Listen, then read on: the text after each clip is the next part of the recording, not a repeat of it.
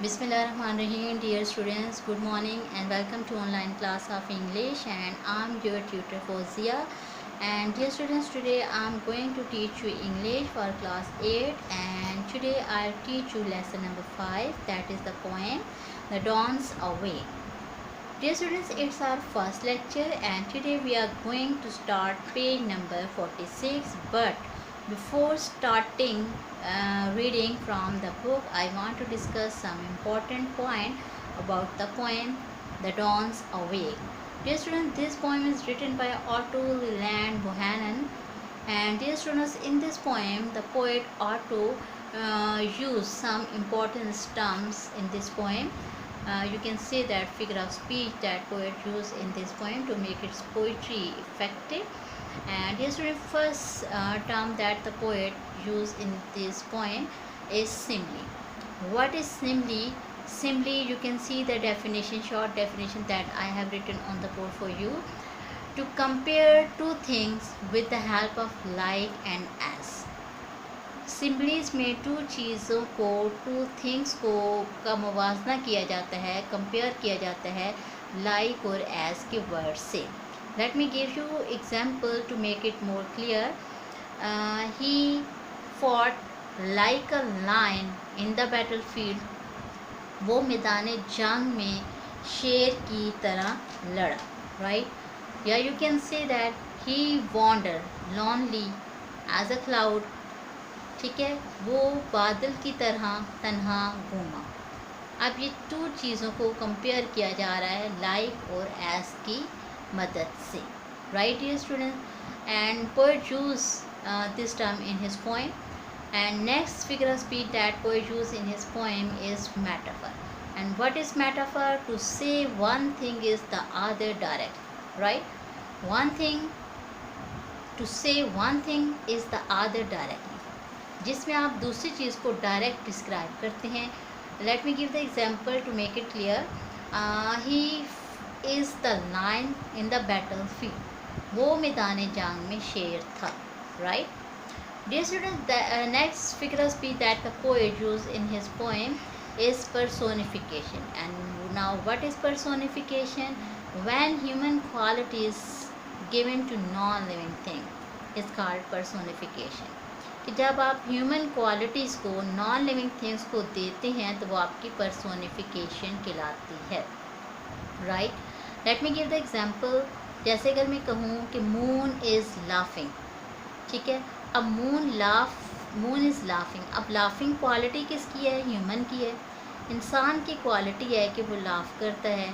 तो हमने मून को जब ये क्वालिटी दी तो that will become personification, right. You can say that the poet use here personification, right.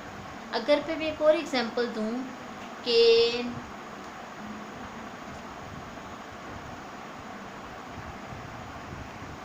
daffodils are dancing. अब जो डांस की क्वालिटी है वो ह्यूमन की है. तो अब हम जब कह रहे हैं कि daffodils are dancing तो मीन्स के यहाँ पे पोएट ने पर्सोनिफिकेशन यूज़ कर दिया है. इस तरह अगर हम कहें स्ट्रीट्स आर कॉलिंग यू, ठीक है, गलियाँ तुम्हें बुला रही हैं.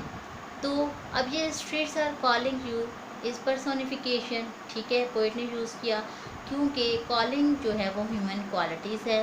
ह्यूमन जो है वो कॉल करता है, राइट. तो these are three figure of speech that poet use in his poem, right. Next point that I have written on the board for you is the mood of poem.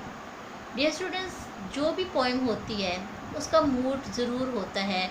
या तो फिर वो उसका sad mood होता है या happy mood होता है, ठीक है. और यहाँ पे जो पोएम है इसका जो मूड है वो हैप्पी है, पॉजिटिव है और ऑप्टिमिस्टिक है. पोएट यहाँ पे बहुत ज़्यादा पर उम्मीद है, ठीक है, पॉजिटिव है और हैप्पी है. नेक्स्ट जो है message of the poem. What is the message of poem? Dear students, इस पोएम का जो मैसेज है वो होप है एंड ब्राइट फ्यूचर है, राइट. जो मैसेज ऑफ द पोएम जो है वो न्यू ब्राइट मॉर्निंग है, ठीक है, which is the time of victory and freedom after the years of slavery, right.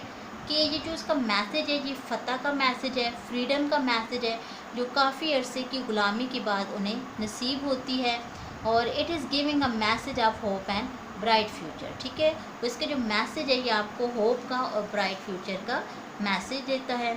और it shows the struggle of black American for their freedoms. ठीक है, तो ये जो पोएम है ये शो करती है जो ब्लैक अमेरिकन्स हैं उनकी स्ट्रगल, अपनी फ्रीडम के लिए उन्होंने जो स्ट्रगल की उसको ये शो कर रही है। राइट स्टूडेंट्स, डियर स्टूडेंट्स, जब भी कोई पोएट पोएम लिखता है तो उसका बैकग्राउंड ज़रूर होता है कि वो उस पोएम के लिखने का पस मंज़र क्या है, उसने ये पोएम क्यों लिखी है।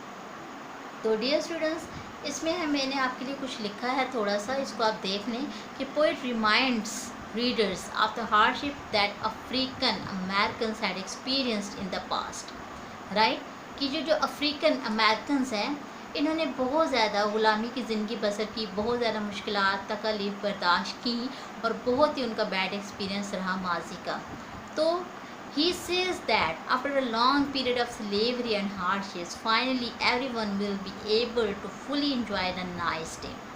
तो काफ़ी ज़्यादा मुश्किलात, काफ़ी ज़्यादा प्रॉब्लम्स को फेस करने के बाद और काफ़ी स्ट्रगल के बाद आखिरकार ये अफ्रीकन अमेरिकन जो हैं, ये जो ब्लैक अमेरिकन्स हैं, ये अपनी फ्रीडम मींस आज़ादी हासिल करने में कामयाब हो गए थे।